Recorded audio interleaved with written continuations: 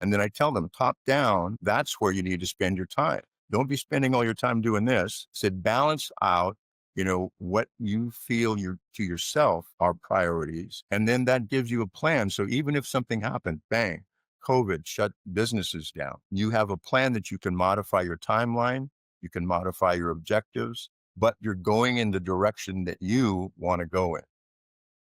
Welcome back, everyone. I'm thrilled you're here with us again on Wellness 360. I'm Carmen Milagro, your coach, host, and guide to help you navigate through our collection of various coaching sessions that allow you to make your own informed decisions about your well being. Today, we're diving into the space of how and why you should nurture your mind, body, and spirit. We'll focus on the executive's perspective, but I suspect this topic will resonate with many of you whether you're the CFO of a Fortune 500 company or the CEO of your home. By now, you know we're all about diversity of thought as we explore and learn together from the wealth of knowledge our guests share with us to make our lives all the more richer for that experience. So grab your popcorn or whatever your healthy snack choice is. Sit back, settle in for a session that ranges from some solid, good old fashioned advice to some inspirational nuggets that you may have needed to hear today. My mission is to help thousands of people to thrive through our Wellness 360 coaching sessions, and I'm very lucky to be able to do just that, which works quite nicely as we're able to provide you with a 360-degree exploration of wellness topics that cross boundaries as we ask the question, why not try something new if what you've been doing hasn't been working for you? To all of you who've reached out after watching an episode or two and have booked your personal telecoaching sessions, thank you for trusting me with your health and wellness journey. From cutting edge Western medicine to holistic Eastern practices to the world of hemp CBD and everything in between, I'm committed to presenting you with numerous options for your well being as we explore together the multi-billion-dollar wellness and health industries. Now, as I've mentioned before, variety is our guiding principle. Whether it's insights from millionaires or everyday wellness heroes, each perspective enriches our discussions and elevates the collective library of options that I get to share with you. But remember, you're the ultimate authority to choose the path that is right for you. Trust your instincts, do your own research, and do your own diligence so that you can jumpstart your own wellness journey. And whether you embrace or challenge the ideas presented here, the choice is always yours. I'm simply here to introduce you to other healers, experts, doctors, and other coaches. And in past sessions, we've covered dozens of topics from lifestyle choices to spiritual empowerment to meeting a dire diagnosis head on to psychedelic therapy to finding your joy or the key to aging and so much more. Before we bring on today's guest, let me give you some background. Ed Vargas is an author, coach, consultant, advocate, and activist, and throughout his career has had a deep and positive impact on his community stemming from his work in diversity, equity, inclusion, employee resource groups, strategic planning, marketing, leadership, and collaborations with community groups that truly make a difference. After 10 plus years of digital program management at AT&T, Ed's passion fueled his focus on the ethical and humane use of technology for social good. He was the first in his family to attend college and earn degrees from Santa Clara University, Cornell, and Northwestern. His current roles include, but they're not limited to, president of Vargas and Associates, LC, a strategic planning, marketing, and social impact consulting group. He's also the Northwest regional president for HLX Plus and has created and hosted the annual Advocate and Changemaker Summit for the past 2 years and is working on this year's as well. He's also the president of Divino World Foundation, a 501c3 designed to enhance access to various health and wellness resources for underserved groups. Ed has also been a key participant as conference director at the national and international levels. And in 2019, he was the moderator at the Impacts of Tech and the Future of Work Creo en Ti Summit at Santa Clara University. He's been on the panel for the Diversity Roundtable debate on race in the workplace at Harvard University. And Ed has been a featured speaker at the U.S. Hispanic Chamber of Commerce National Convention and the National Hispanic Employees Association Breaking Barriers Conference, as well as many other conferences. Too many to continue to list. Ed is also a lifelong musician, plays guitar, and lives with his wife, Christine, in Contra Costa County, California. Ed Vargas, welcome to Wellness 360. I am so honored that you're here. Thank you for spending your time with us. Carmen Milagro, great to see you. We'll have to do this in person, I believe, next week. Right? Exactly. That's what we do, right? This is what we do. We get together, we support each other. We've been working together for a little while, but I wanted to ask you before we dive into this topic today, Ed, what drew you in? What enticed you to come on to Wellness 3? The different things. For me, it's always been about making a positive difference. I had an experience growing up, very good in athletics, played football, had a full scholarship to go to a college, but then I had to have a knee operation. And at that moment when I had the knee operation, turns out couldn't breathe after about a week and a half at home. And I went into the hospital and they found that I had blood clots that left the knee. And in that moment, about 72 hours in bed, here I was in the greatest shape of my life. I didn't even know what I had or if I was going to be able to get out of this situation. So I made a commitment to myself. I had 3 life goals. I said, if I get out of here, this is what I want to do. I wanted to be an executive of whatever organization I was at the age of 30. That was one goal. The second one was to travel internationally. I grew up before it became Silicon Valley, I grew up in Santa Clara Valley and didn't really travel much. So I wanted to travel internationally on business. And the third, I always wanted to pay it forward as a thank you for being able to do that. So it's around health and wellness. It's around people that are in underserved communities. So whatever resources I had working at corporations, presidents of nonprofits in the past, it's always been around bringing people together and helping them move forward. Music does that automatically. You know, too, you're a musician, is that once you play music that people can relate to, you don't have to ask them, please get up and dance to this next song. But grab somebody and they're there. And on the dance floor, you can see all different ages, all different cultures enjoying the moment. And to me, we're only here for a certain amount of time. So health and wellness is something that we not only need to look within ourselves, but bring that information. Don't be a silo. Share that and help other people as well.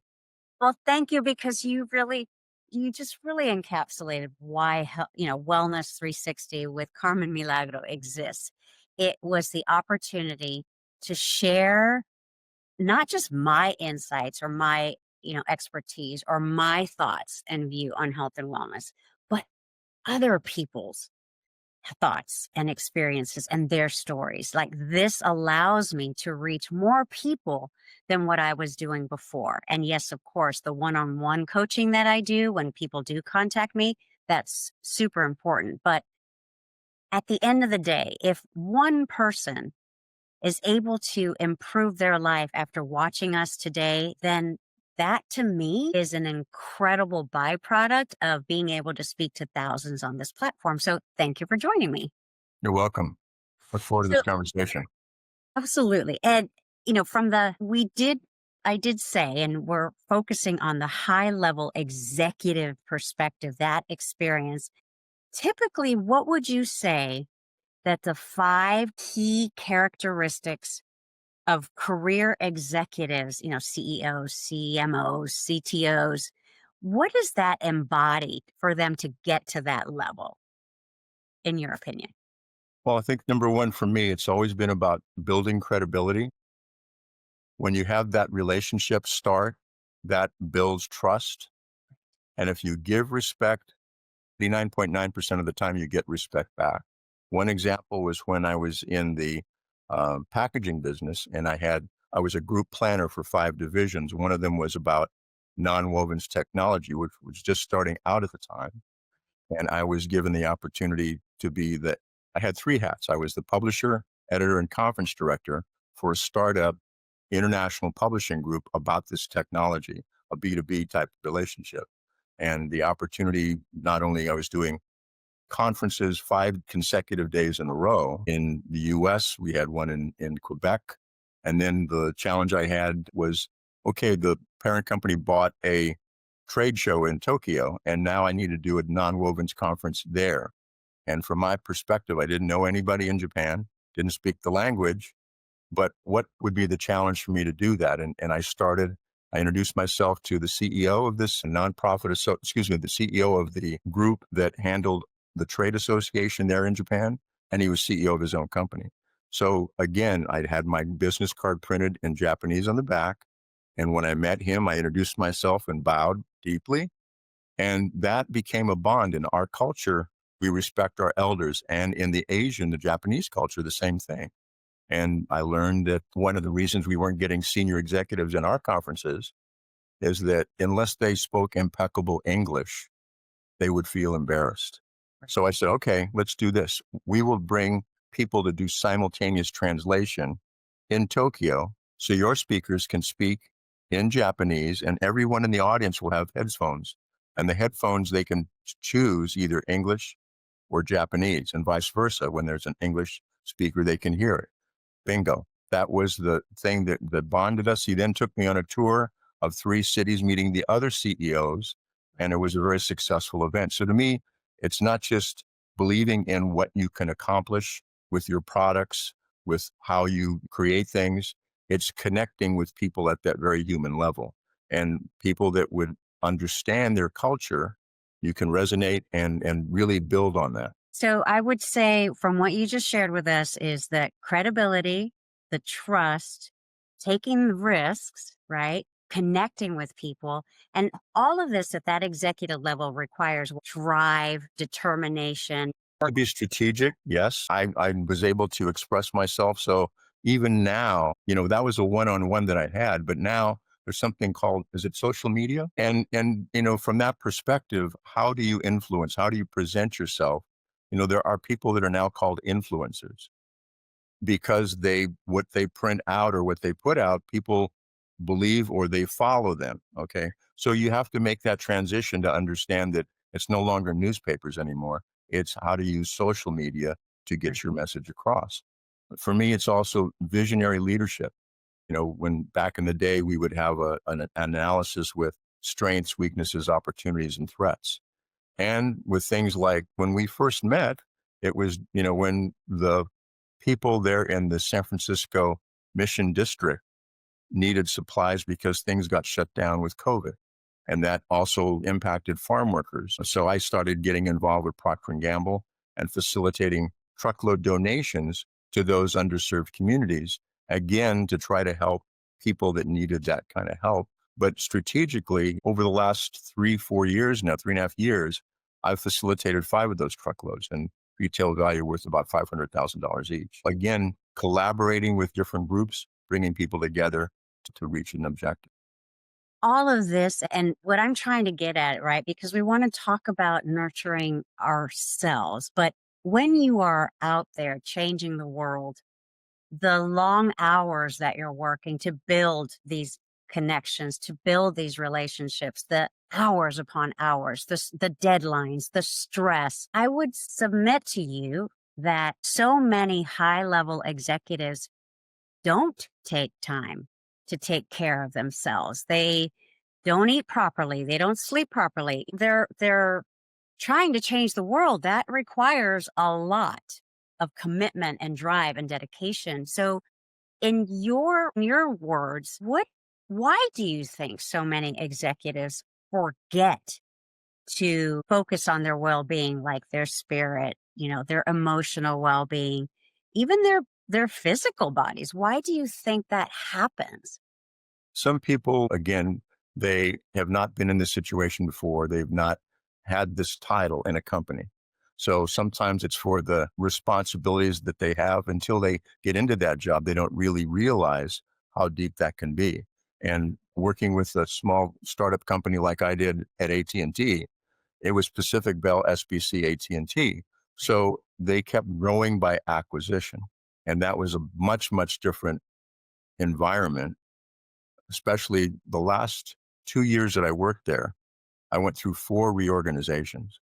And what that meant is that, okay, well, we're doing this metrics and analytics work for all the new products in sales, service, and support. But when they changed the name of the group and this goes this way, we were now working in a situation where I had a new VP that I was reporting to. They did not have the finances, the resources that we had in that tech group because we got moved to another group. And I rang the bell and I said, by the way, we need to create an app to duplicate the project work that we're doing so that we can bill in 30 days after, because we're going to blow up in 90 days because we don't have a budget to pay for this work.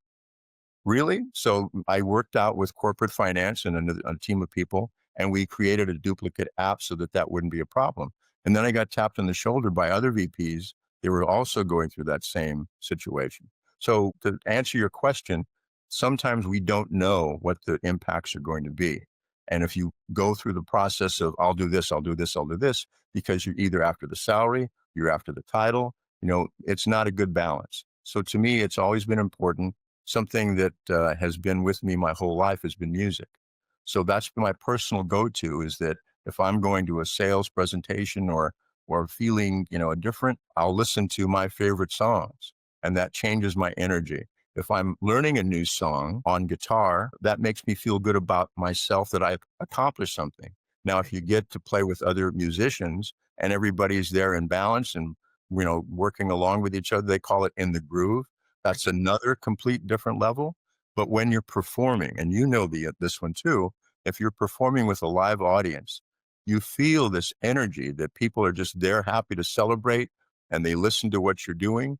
And that brings it to a whole new level. So I'm not telling everybody that they have to be in a band, but you need to take a look at those things that can open up your mind, get you to relax. Certainly, one of the things that I've been doing, my wife and I, we go to the local gym here, and we're just on a treadmill for an hour.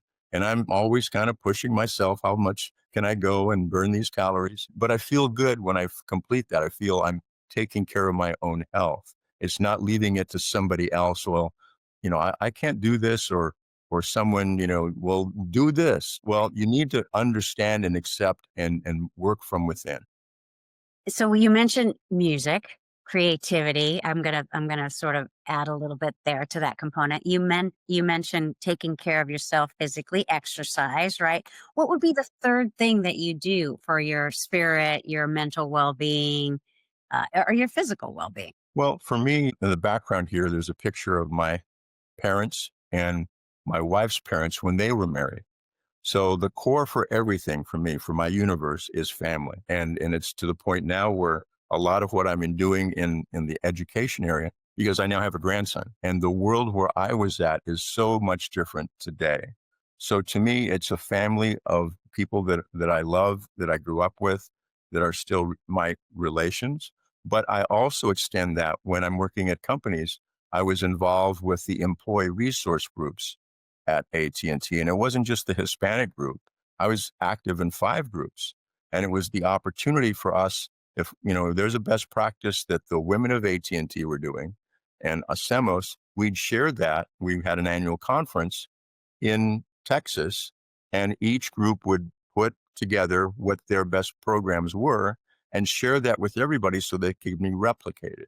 And I tell you, when I would come back from that, my energy was like this for 2 months after that, because meeting so many people interested in helping other people and bringing resources together, corporations, fundraisers, all those kinds of things, we could then see those impacts in our local communities. So again, that to me, it's when I say family, starts with my own family, but I extend that. And I worked with 5 of the employee resource groups there. And now I've been the head of the Latinx and employee resource group practice at CTR Factor for a couple of years now. And again, helping those organizations, particularly now that they've had headcount reductions or budget issues, it's not just don't operate as your own group, partner with the other ERGs in your own company, or partner with other companies' ERGs to have a greater impact.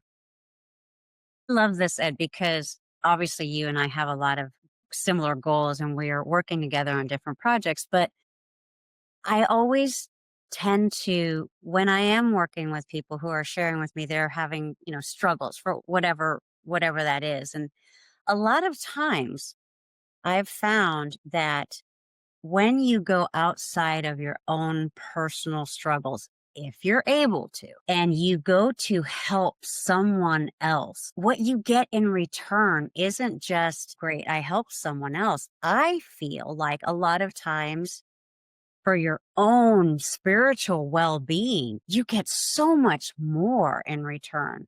When you do go volunteer somewhere, where you do go share your expertise, it's this sort of cycle of positivity that can re-energize your spirit, your soul. And I think sometimes because you're so busy in that executive level position, or you are so busy running your household and managing your children's schedules and your husband's schedules, or vice versa, right? You're so busy taking care of everyone out there that you do forget to take care of yourself. And these are some of the things. It doesn't work for everyone all the time, obviously, but these are some of the things that can help. Focus in on your family, focus on helping someone else, go to the gym, go for a walk, all of these things, listen to music. They sound simple, and yet the complexity of how they affect us as humans, it's quite remarkable, I would say.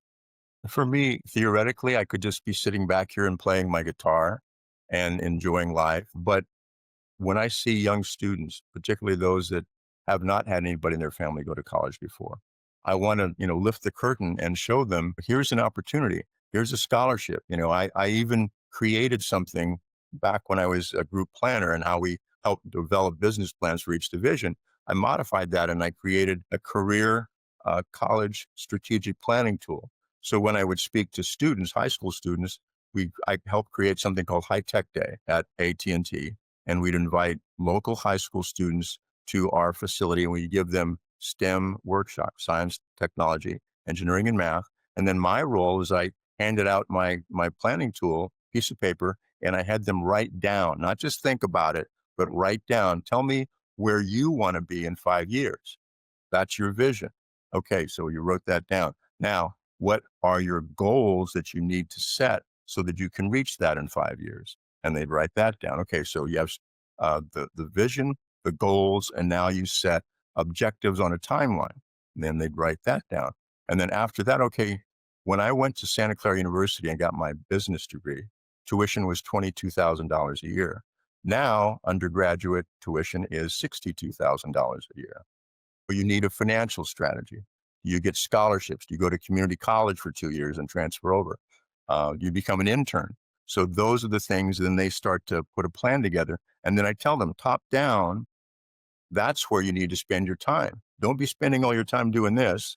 I tease them. I say, my feeling is that so many people are doing this that in 10 years from now, we're going to have 6-inch long thumbs because so many people do that constantly. I said, balance out, what you feel to yourself are priorities. And then that gives you a plan. So even if something happened, bang, COVID shut businesses down, you have a plan that you can modify your timeline, you can modify your objectives, but you're going in the direction that you want to go in. So I use that, with students when I talk to them. I'm a mentor with the Miller Center for Social Entrepreneurship at Santa Clara University. And we speak to entrepreneurs that want to focus on helping the environment or helping an area that's underserved in the world. Exactly. And again, it comes back to balance, right? We've got to balance things out in our lives so that we can accomplish everything, so that we can feel good, so that we do have a healthier approach to everything that we're trying to do. And I want to be respectful. I know that you've got a schedule back to back to back, but before I let you go, I've added one key element that I didn't share with you, but it's what I'm calling the fast and the furious. Okay. 3 questions right off the top of your head, no thinking about it, just so that our viewers can get to know you a little bit better. Okay. And it's just supposed to be fun. All right. So we're going to go 1, 2, 3, just right off the top of your head. Question number 1: who is your hero? Well, I think my dad, Oh, from the nice. perspective of he was a veteran, Army, Air Force, 50 missions. And what I see today, unfortunately, is that people make up stereotypes of people. He always had it from here.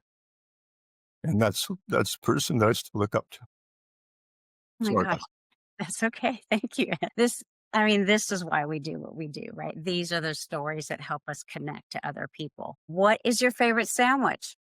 Well, let's put it this way. I help my sister. I've got a sister in her 80s, and she's lives alone. She's never been married. So I visit her each week, and I bring her groceries, take of everything for financials, and she picks her favorite sandwich, which is turkey and ham with a little bit of avocado and pepper jack cheese. And then she has 7 cookies that I get for her, so she can have 1 cookie a day for the weeks. We share that lunch together. So I would call that my favorite sandwich. Love that. Okay. And the last question, real quick, your favorite color? Blue. From the perspective of when I never heard of a school called Bellarmine College Prep, but one teacher said, "You've got really good grades, you're active in student government, and you're a great athlete. Why don't you apply to this school?" And I explained to my parents, "Well, it's a tuition school. I'll need to work during the summer, but I'd like to try." And their colors are blue and white. But Good. this Good Friday, I'm getting together still with high school friends from Bellarmine, the friends that we made at Santa Clara University, but there were football rivals from St. Ignatius in San Francisco. That's our annual get together. And not only will we be face to face in San Francisco at Joe's Grill, but because some of us have moved out of the area, I'll be hosting a Zoom call and they'll be able to participate with us too. And we get to talk about our family, our children, our grandchildren. That's another family. Right. Exactly. And again, it all keeps circling back. You're consistent, which is why I love talking to you about these things. But before I do let you go, when someone's watching this, they're going to be sitting in their home and, their comfortable rooms, their laptop or whatever, however they're going to access this specific episode.